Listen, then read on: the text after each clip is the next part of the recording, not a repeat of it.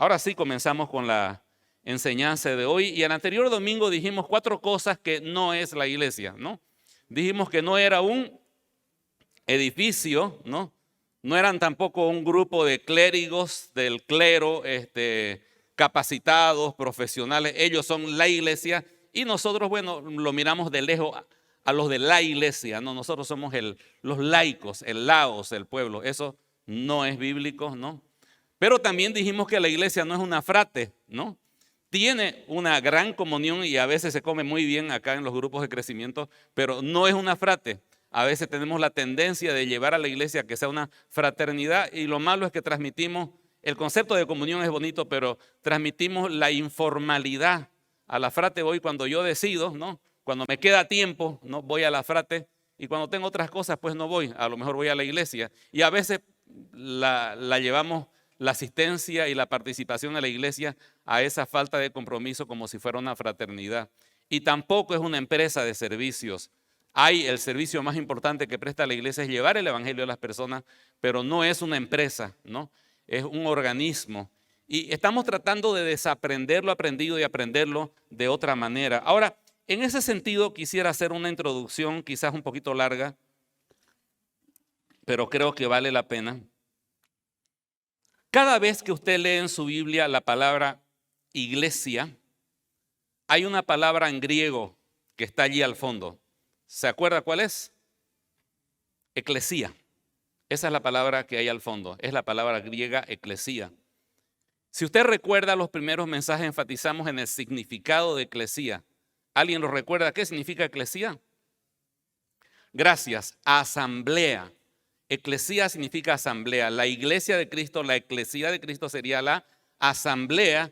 Y en ese tiempo las asambleas eran comunes, no era una palabra religiosa, eclesía, una palabra completamente normal.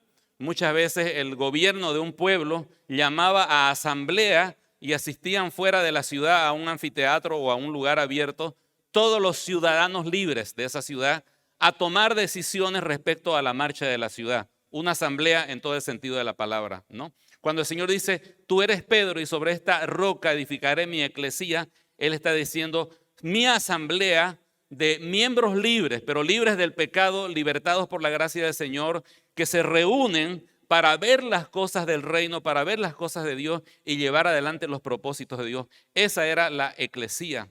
Ahora, una pregunta que uno puede hacerse, ¿por qué? Si cada palabra que hay en el griego original del Nuevo Testamento se tradujo correctamente en castellano, ¿por qué no pusieron la palabra asamblea, que hubiese sido lo más correcto, en cada referencia a eclesía? Hubiese sido lo normal. ¿Y por qué se inventaron una palabra que no existía, una transliteración de eclesía, que es iglesia en castellano? Y la otra pregunta que podríamos hacernos, ¿fue una buena idea? ¿No hubiese sido mejor que cada vez que diga la palabra eclesía, tuviéramos en nuestra Biblia castellana la palabra asamblea? ¿Y cómo se llegó a eso? Quisiera comentarle un poquito cómo se llegó a eso. Cuando comenzó el evangelio y la iglesia de Cristo, no fue algo estructurado y estancado y formal. Fue un movimiento que se generó. Un movimiento que no tenía un lugar donde ubicarlo, no había un edificio donde ubicar el movimiento de esta eclesía. La eclesía permeó por todos los estratos sociales, en todos los ambientes, a todas las edades, a libres y esclavos. Todos empezaron a ser permeados por la doctrina de los del camino, se llamaba en ese momento, que era la eclesía de Cristo. Y ese mensaje realmente trastornó al mundo. Dice una parte de la palabra del Señor en Hechos, capítulo, simplemente lo cito, no es necesario que lo busque. Hechos 17:6, Pablo predica en Tesalónica y sus enemigos, los enemigos de la iglesia, dicen lo siguiente: estos que trastornan el mundo entero también han venido acá. ¿Cómo eran conocidos los cristianos en esa época? Los que trastornan el mundo, los que trastornan el mundo. Y la palabra ahí, trastornar, es producir tumulto, producir rebelión, derribar las estructuras, ir contra cultura. Esa es la palabra trastornar ahí. Y la visión que tenía el mundo de la iglesia eran los que trastornan, los que lo cambian todo. y se metieron en todo el mundo y trastornaron todas las estructuras. Y fue un movimiento increíble. Los historiadores, sépalo, hasta ahora se rascan la cabeza preguntándose cómo tuvo éxito el cristianismo. Yo puedo explicar el éxito del islamismo, de las religiones orientales y de otras creencias, pero ¿por qué el cristianismo? Le explico por qué. El cristianismo comenzó con un hombre sin riqueza, sin letras, que nació en un pobre pesebre. Era un carpintero de Nazaret, le decían. Nunca entró a una escuela formal, no aprendió leyes, no aprendió cultura, se crió en el pueblo. Y ese hombre común y silvestre andaba con 12 inadaptados pescadores y gente del vulgo que no tenían ninguna preparación, ni oratoria, ni sabían de política, y andaba con ese grupo de inadaptados por aquí, por allá, hablando a la gente del amor de Dios, de la justicia, del reino y de reconciliarse con Dios y todas esas cosas, y parecían un grupo de locos simplemente. Y para el colmo de males, el imperio malinterpreta el mensaje de este carpintero y lo manda a crucificar. Y cuando lo manda a crucificar, los discípulos, atemorizados y asustados, salen gritando a todo el mundo que ha resucitado. Cosa que era inaudito y era imposible de creer. Pero por extraño que parezca, un montón de gente lo creyó. Y cuando acordamos, habían como unos 20,000 convertidos al cristianismo allá en Jerusalén.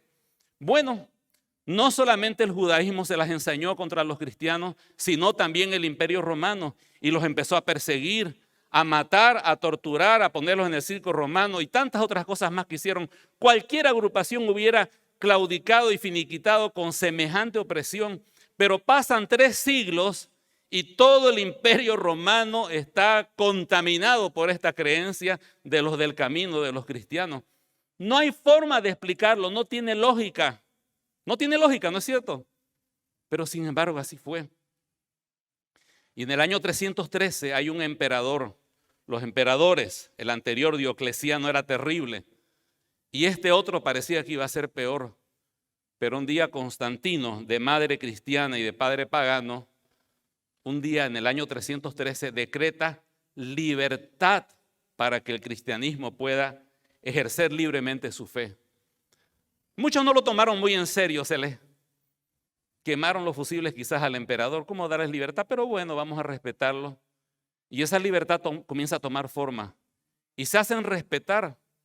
Más extraño fue que más adelante el mismo Constantino, el emperador, se autoproclama cristiano. Ahora el emperador es cristiano.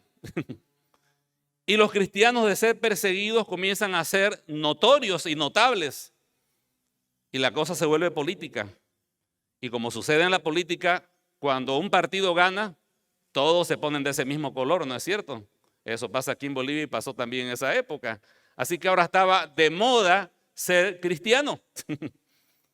Y llegamos al año 380 y con otro emperador hay un edicto imperial. Se declara a la fe cristiana como la fe oficial del imperio romano. Pareciera que fuese una excelente noticia. Ahora los cristianos están en el poder. ¿Pero usted cree que fue una buena noticia? No lo fue. No lo fue porque a partir de ese momento la pertenencia a la iglesia cristiana empezó a ser una cuestión de política y de interés personal y económica por último. Ahora, el imperio era pomposo, fastuoso, majestuoso, tenía sus ropajes, sus desfiles, sus lugares especiales y no podía tener pues a la religión oficial que era el cristianismo a partir de ese momento, toda sencillita, humildecita, reuniéndose en las casitas con unos líderes religiosos medio sencillones. No, ahora la iglesia se tenía que imperializar, ¿me entiende? Por fuerza mayor. Entonces la iglesia empieza ya a estructurarse y para estar arriba y codearse con el emperador había que hacer muchos malabares políticos, ¿me entiende? Y había que hacer muchas cosas y transar de muchas maneras. La doctrina se pone a votación, ¿no? Y se establece lo que gana más votación o los que están en el poder lo definen. Y la iglesia empieza a tomar otras costumbres que eran ajenas. Una de ellas eran ropas muy lujosas, suntuosas, espectaculares, ritos, desfiles al estilo romano, al imperio romano, ceremonias, y ya los que están arriba pues ya son intocables. Para llegar a ellos hay que hacer una serie de artimañas para poder acceder a los que están arriba. ¿Me entiende? Se estructura. Y una de las cosas que pasa, que fue desastrosa, fue de que por primera vez se define de comprar lugares, y no es que esté en contra de los templos, aquí queremos comprar uno, pero de comprar lugares y decir, esto es la eclesía. Comprar templos.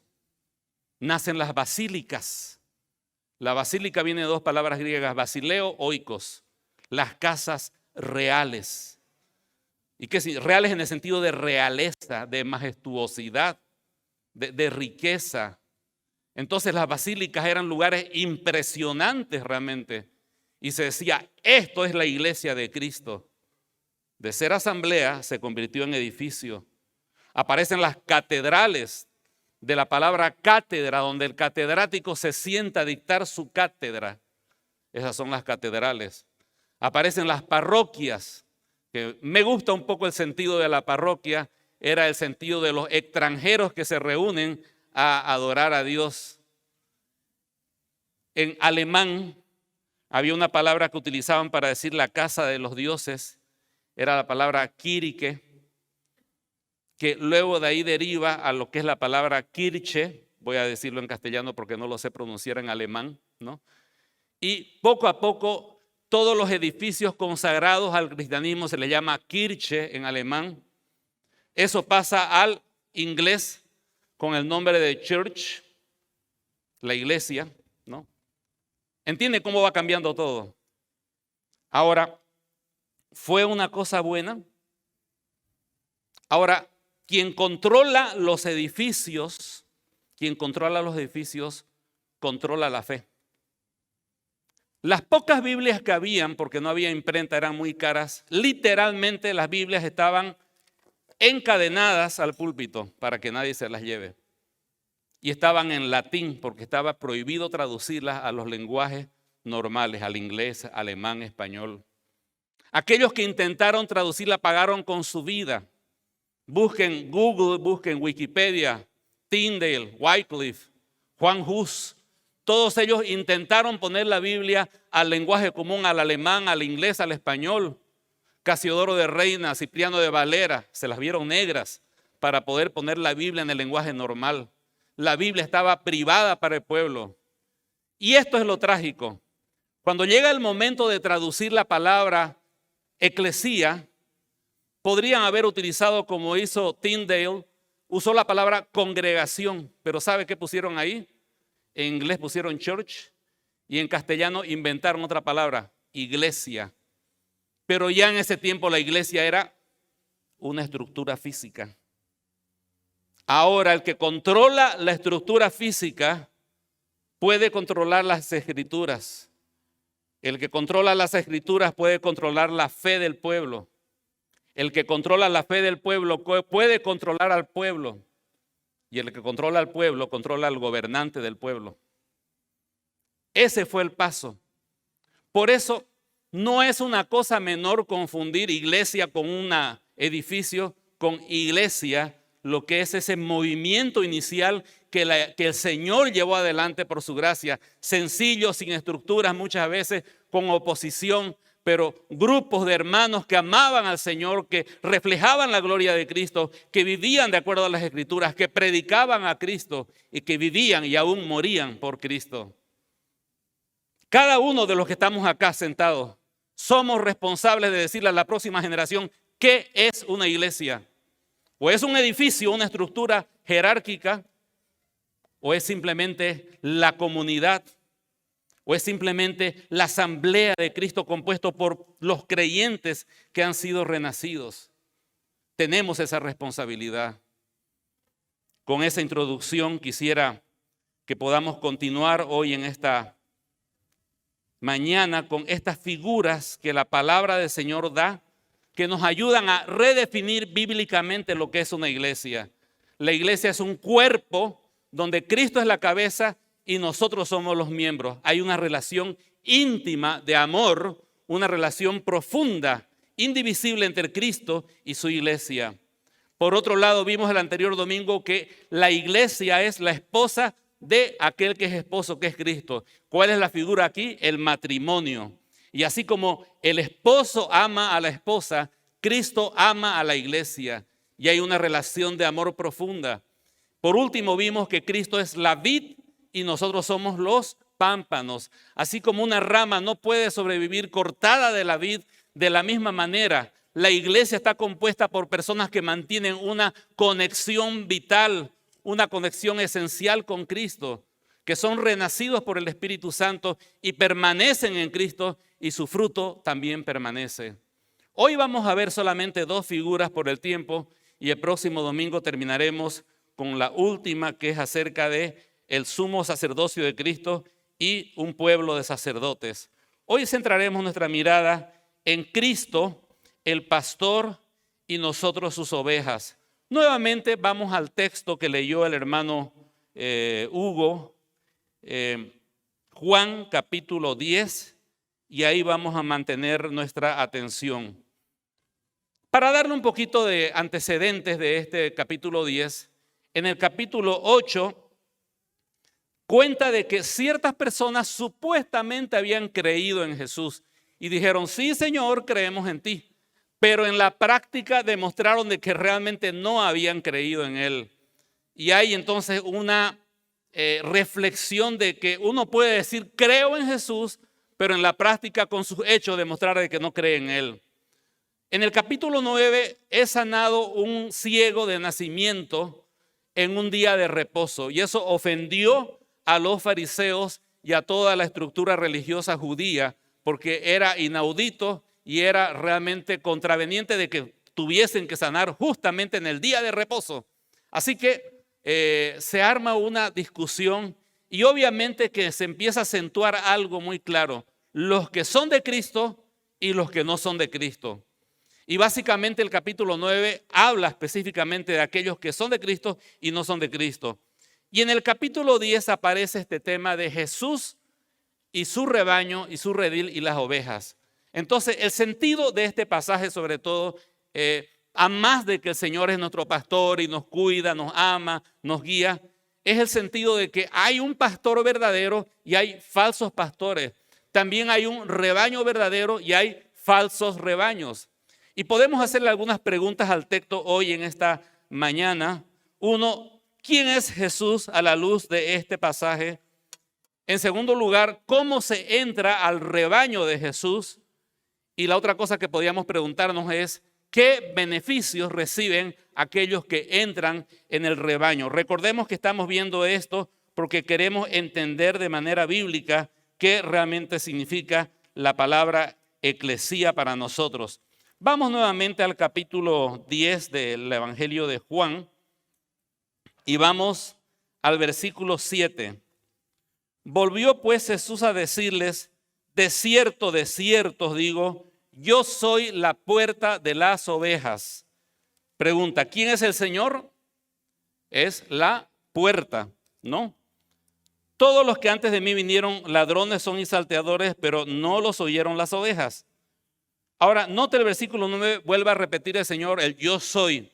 Yo soy la puerta, el que por mí entrare será salvo, y entrará y saldrá y hallará pastos. Ante la pregunta, ¿qué es o quién es Jesús? Él es la puerta. ¿No es cierto? 2 veces lo dice. Yo soy la puerta. Ahora, ¿por qué dice el Señor yo soy la puerta? Y más abajo, como hemos leído, dice yo soy el pastor. Algo sencillo. En ese tiempo, los rediles eran como una especie de construcción, una barda mediana de este tamaño, donde había un hueco a modo de puerta y entraban las ovejas en la noche y el pastor se sentaba, se acomodaba justamente en la entrada del redil. No tenían puertas, literalmente la puerta era el pastor, ¿me entiende? Él estaba ahí cuidando del rebaño. Cualquiera que quisiera entrar al rebaño se las veía con el pastor. Y por otro lado, si una oveja quería salir, si una oveja quería salir, el pastor no la iba a dejar sabiendo de que se iba a perder o se iba a extraviar. Así que el Señor es la puerta. Pero lo más maravilloso que dice acá es, yo soy la puerta, versículo 9, el que por mí entrare será salvo y entrará y saldrá y hallará pastos. La pregunta es, ¿cómo se entra al rebaño de Cristo? ¿Qué hay que hacer para ser una oveja del redil? Literalmente dice, el que por mí entrare, usted tiene que pasar por Cristo. Ahora vamos a unir esa idea con el versículo 11. Vamos a ir directamente al versículo 11. Dice, yo soy el buen pastor. ¿Quién es Jesús? Es el buen pastor, ¿no es cierto? ¿Qué hace el buen pastor? Su vida da por las ovejas. El buen pastor su vida da por las ovejas. En ese tiempo el pastor arriesgaba su vida para cuidar a sus ovejas, pero este pastor no simplemente arriesga su vida, sino que da su vida en una cruz para morir por los pecadores y su sangre nos limpia de todo pecado. Me salté al versículo 15, pero en el versículo 11 dice, yo soy el buen pastor su vida da por las ovejas. Y en el versículo 15 dice lo mismo, como el Padre me conoce, yo conozco al Padre y pongo mi vida por las ovejas. Unamos estos dos conceptos. ¿Quién es el pastor? Cristo. ¿Quién es la puerta? Cristo. ¿Cómo entro al redil? Por medio de Cristo. Él es la puerta. ¿Y qué hizo este pastor que es también puerta? Dice, dio su vida por las ovejas. En otras palabras, la verdadera, única y auténtica forma de entrar en el rebaño de Cristo es por medio del Señor Jesucristo. Eso significa que cada persona tiene que encontrarse con Jesús, reconocerse pecador, reconocer que su sangre y no ninguna religión ni ninguna buena obra me ayuda. Solamente Él es la puerta, solamente Él es el camino, Él es la verdad, solamente Él es la vida. Y le digo, Señor, soy pecador, reconozco que merezco la condenación y te ruego que perdones todos mis pecados, limpies mi vida por esa sangre que derramaste. Permíteme ser parte de tu rebaño, Señor. A la iglesia no se entra, a la verdadera iglesia y al verdadero rebaño, no se entra por asistir a un culto todos los domingos en la mañana. No se entra por leerse la Biblia de tapa a tapa, ni tampoco por orar todos los días. Todas esas cosas son buenas, ni siquiera el curso bienvenido a casa, ni siquiera bautizarse te hace entrar en el redil. Lo que te hace entrar en el redil es una relación personal única, indivisible con Cristo. Él es la clave para entrar en el redil verdadero. Y la pregunta es, ¿has cruzado la puerta que es Cristo? ¿Te has arrepentido de tus pecados? ¿Has creído en Él como tu Salvador personal? Él te ha limpiado, te ha cambiado y te ha transformado. Hay bendiciones preciosas para esas ovejas. El que por mí entrare será salvo, dice el versículo 9, y entrará y saldrá y hallará pastos.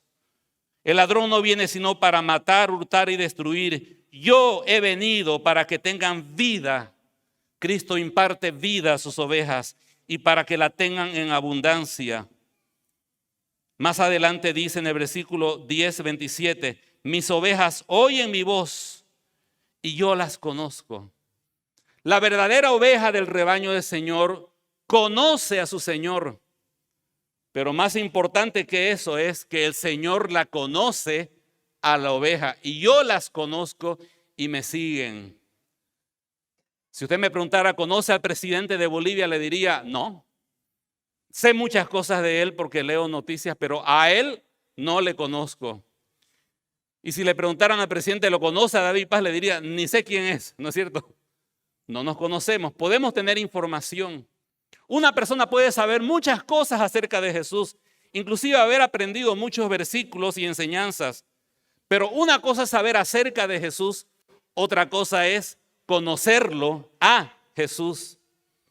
Y por otro lado, que Jesús me conozca a mí.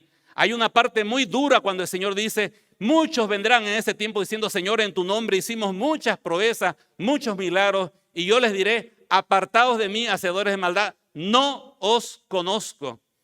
Dios sabe todo de todos, pero a ciertas personas las conoce y a las otras no las conoce. ¿Cómo es eso que Dios puede conocer a alguien o no conocer a alguien aunque sepa todo de esa persona? Porque no hay una relación de Jesús con esa persona. Le hago una pregunta, ¿el Señor lo conoce a usted? No digo que si el Señor sabe todo acerca de su vida, porque Él lo sabe todo. ¿Lo conoce a usted? ¿Hay una relación personal entre Jesús y usted? Ese es el verdadero rebaño y ese es el verdadero redil. Para ir un poquito aplicando esto, la primera cosa que tendría que hacerme o hacer al darme cuenta de que el redil del Señor, el redil verdadero, está compuesto por personas que han cruzado la puerta, que se han apropiado de la muerte y resurrección de su pastor, que han tenido un encuentro personal con Cristo y han nacido de nuevo. La primera cosa que tengo que preguntarme es, ¿soy un evangélico cultural? Es lindo ir a la iglesia, me gusta lo que hacen allá, pero a lo mejor su comunión es con esto y con las actividades. La pregunta es, ¿me he encontrado con Cristo? ¿He entrado por esa puerta? ¿Me he apropiado de Cristo? ¿Soy verdaderamente un hijo de Dios? Esa es la primera reflexión que usted tendría que hacerse, porque se la puede pasar viniendo todos los domingos, y lo felicito honestamente, pero si no tiene esa relación, se ha perdido el punto más importante de ser parte del rebaño del Señor. La otra cosa interesante es una aplicación. ¿Quién es el pastor de la iglesia? Una buena pregunta, ¿no es cierto? Muchos me dirían, usted hermano es el pastor, pero de acuerdo a esto solamente hay un pastor. No es cierto. ¿Sabe que en esa época los pastores tenían muchachos que le ayudaban? Eran unos muchachos así medios michizones nomás, medios mal vestidos, medios no muy bien educados, pero ya hacían su trabajo. Pero el pastor era el pastor.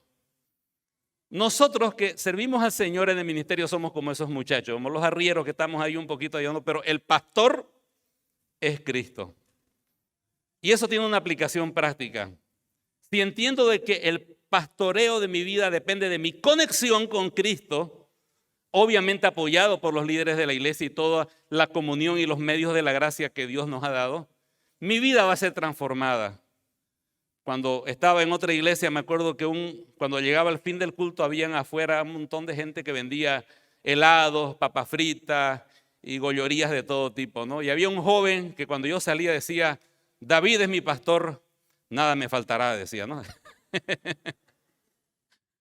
Ahora, si yo pienso que mi pastor es una persona pecadora como yo y esa persona es la que me va a pastorear, voy a entrar en problemas. Porque esa otra persona es un pecador igual que yo, quizás un poquito más adelantado. Pero si entiendo que mi pastor es Cristo, voy a acercarme directamente a Él para recibir fortaleza, ánimo, pastos verdes, aguas tranquilas, ánimo, fortaleza cuando necesito y estoy en pruebas. Él va a ser mi pastor y los líderes de la iglesia y también la iglesia misma me va a ayudar en esa mi relación con Cristo. Es una aplicación muy práctica. Le hago una pregunta, ¿de verdad está siendo pastoreado cada día por el Señor? ¿Está recibiendo de Él? ¿O en la metáfora anterior, soy el pámpano que está unido a esa vid? Y finalmente, ¿soy una buena oveja? ¿Sabe? Las ovejas no son muy complicadas ni tampoco muy emocionantes. Usted no va a ver un documental de ovejas, digamos, ¿no? Quizás de tigres, de caimanes, pero no de ovejas, ¿no? Porque no son animales muy impresionantes. Pero hay algunas cosas que hacen las ovejas y que vale la pena resaltar. Ellas escuchan a su pastor. Usted escucha a su pastor. Aquí están las palabras de su pastor. Las escucha cada día, las lee, se alimenta de ellas. Las ovejas siguen al pastor. ¿Cuántas decisiones que tomó esta semana fueron resultado de su tiempo de oración con el Señor, donde Él le mostró cómo tomar decisiones en su vida práctica? La oveja permanece en el rebaño, aunque siempre tiene esa tendencia de escaparse, ¿no es cierto? Permanezco en el rebaño del Señor. Estoy viniendo fielmente a escuchar su palabra, a adorarle y también a mi grupo de crecimiento. Estoy interactuando con otros hermanos de la iglesia. No escuchan a desconocidos las ovejas, ¿sabía usted eso? Eso tienen de bueno. Puede venir cualquier otro pastor y decir cualquier cosa, ni le hacen caso. Escuchan a su pastor y a él le siguen. ¿Sabe distinguir usted la voz de su pastor? ¿Está familiarizado con este texto a tal punto que cuando escucha algo diferente, como el cajero cuando agarra un billete falso, porque está familiarizado con el billete verdadero, dice, aquí hay algo que anda mal con lo que dice este señor, porque la Biblia no dice eso? ¿Sabe distinguir la voz de su pastor? ¿Es conocida por su pastor y está aprendiendo a conocerle? Espero que sí. Y terminamos con la última metáfora de esta mañana. Es Cristo, la piedra angular, y nosotros piedras vivientes. En el Antiguo Testamento, el edificio más imponente, aparte del palacio del rey Salomón, era el templo de Dios. Era un lugar espectacular. Por amor al tiempo, no vamos a entrar en detalles, pero seguramente si ellos siguieron las costumbres y las técnicas de esa época en la construcción, seguramente lo que hicieron fue buscar una piedra, la tallaron o la prepararon de una manera muy especial y quedó perfecta esa piedra, completamente simétrica, perpendicular un lado con el otro, completamente perfecta. Y esa piedra fundamental la pusieron en una esquina, la más importante, y esa era la piedra angular de donde seguía, digamos, la línea perfecta de todo el edificio. Esa era la manera en la cual ellos construían.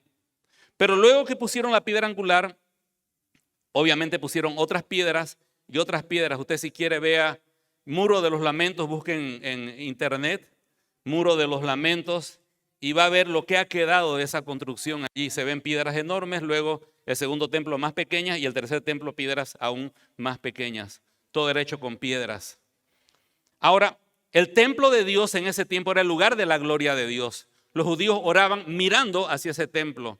En el templo estaba la gloria de Dios, se ofrecían los sacrificios a Dios también, y también había instrucción acerca de las cosas de Dios. Todo estaba centralizado en el templo de Dios en Jerusalén. ¿Cuál es la imagen de la iglesia en base a ese edificio? Ese edificio era físico, pero hay una metáfora espiritual. El Señor le dijo a Pedro, Mateo 16, 18, yo también te digo que tú eres Pedro y sobre esta roca, ¿qué cosa? Edificaré mi iglesia. De ya está estableciendo de que Cristo iba a edificar su iglesia. ¿Y cómo edificó esa iglesia y con qué materiales el Señor la edificó? Voy a leer dos pasajes de la palabra del Señor, uno de Pedro y otro de Pablo. Pedro, en primera de Pedro 2, del 4 al 5, dice, acercándoos a él, piedra viva. ¿Cómo le llama al Señor Jesucristo? Piedra viva.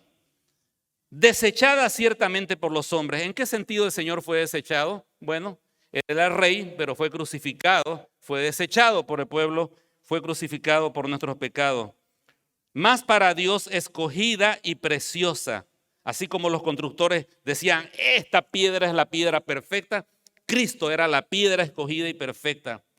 Vosotros también como piedras vivas, sed edificados como casa espiritual. ¿Cómo lo llaman los creyentes aquí el apóstol Pedro? Vosotros también, ¿qué cosa? Piedras vivas. ¿Qué es un cristiano? Es una piedra viva. Levanten la mano las piedras vivas que hay en esta mañana acá. A ver, las piedras, somos las piedras, ¿no es cierto? Cristo es la piedra angular, nosotros somos las piedras vivas que somos siendo edificados. Continúa el apóstol Pablo. Vosotros también como piedras vivas, sed edificados como casa espiritual. Espiritual, no se trata de construcciones físicas, ¿ya? Esto es espiritual. Como casa espiritual y sacerdocio santo para ofrecer sacrificios espirituales aceptables a Dios por medio de Jesucristo. Esto es hermoso. Cristo es la piedra angular.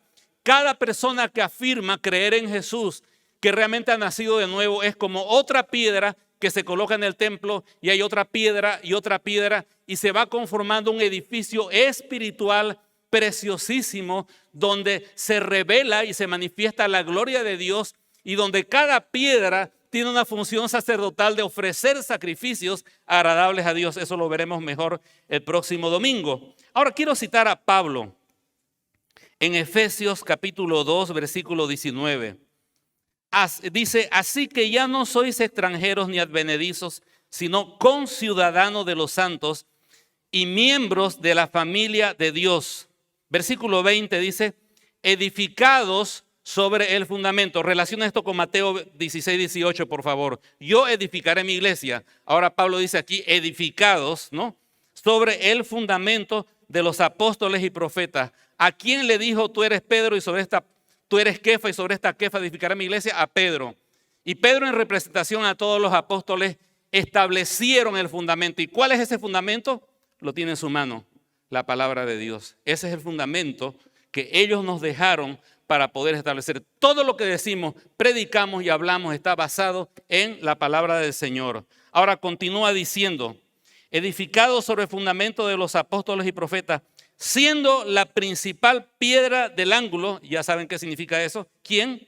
Jesucristo mismo, en quien todo el edificio bien coordinado va creciendo para hacer ¿qué cosa? Un templo santo. ¿Cuál es la cualidad principal de este templo? Santo en el Señor, en quien vosotros también sois juntamente edificados para morada de Dios en el Espíritu. A propósito, el Espíritu del Señor está en nosotros, en cada persona que ha creído en Jesús. Pero cuando nos congregamos está entre nosotros también. Y eso es algo precioso porque Él se mueve, mejor dicho, en medio de su pueblo. Lo hermoso es que somos un templo, mi querido hermano, espiritualmente hablando. Quiero repetir esto, no tiene nada que ver con cosas físicas, es algo espiritual. Somos un templo en el Señor. Usted es una piedra, yo soy otra piedra, por allá hay otras piedras. Y tomando la metáfora, yo quiero que mire este edificio en el cual estamos congregados. Yo le quiero hacer una pregunta capciosa. ¿Cuál ladrillo le gusta más? Señale el ladrillo que le cae más simpático. Los de acá están tapados con reboque, así que ni los podemos ver. ¿Sabe qué? La pregunta no tiene sentido. No importa, usted me diría, y tiene razón. Lo que importa es que el ladrillo esté en su lugar. Porque si sacamos un ladrillo se va a ver un hueco ahí, ¿no es cierto? Y se va a ver feo el edificio. Eso nos muestra de que cada creyente es importante, pero a la vez todos somos importantes y lo importante realmente es que ocupemos el lugar que Cristo nos ha puesto. Porque lo importante de todo esto es la presencia del Señor, el Espíritu Santo que está en medio de nosotros. Así que mi querido hermano, una lección sencillísima. No tratemos de ser un ladrillo vistoso, un ladrillo bonito o un ladrillo más grande, de hecho que complica un ladrillo de diferente tamaño a un constructor. Seamos la piedra que Dios quiere que debamos ser, ocupando el lugar que debemos ocupar, porque todos juntos llevamos la gloria de Dios a las naciones. Y aquí viene algo interesante. En el Antiguo Testamento se decía, vengan al templo para ver la gloria de Dios. Ahora se le dice al templo de Dios, vayan al mundo y lleven la gloria de Dios. Este es un templo que se desarma, se desmantela y entre semana el templo está por las universidades, por los edificios, está por los trabajos, por la calle, en un taxi. La iglesia del Señor se separa por todos lados, pero todos juntos llevamos la gloria del Señor a diferentes lugares. El propósito que Dios nos ha dado es llevar su gloria del Señor, manifestar su gloria a todos los lugares. Creo que entendemos la metáfora, mi querido hermano. Y concluyendo en esta mañana, estamos tratando de reaprender las cosas. Hemos sido enseñados que iglesia es, hasta yo me sorprendí hoy en la semana, voy a la iglesia, no, voy al templo, voy al templo. La iglesia está por todos lados.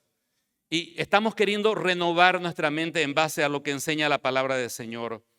¿Y qué tienen en común todas estas metáforas? El cuerpo humano, la cabeza con el cuerpo, el esposo y la esposa, la vid y los pámpanos. Estamos viendo el edificio, estamos viendo el pastor y las ovejas. ¿Qué tienen en común?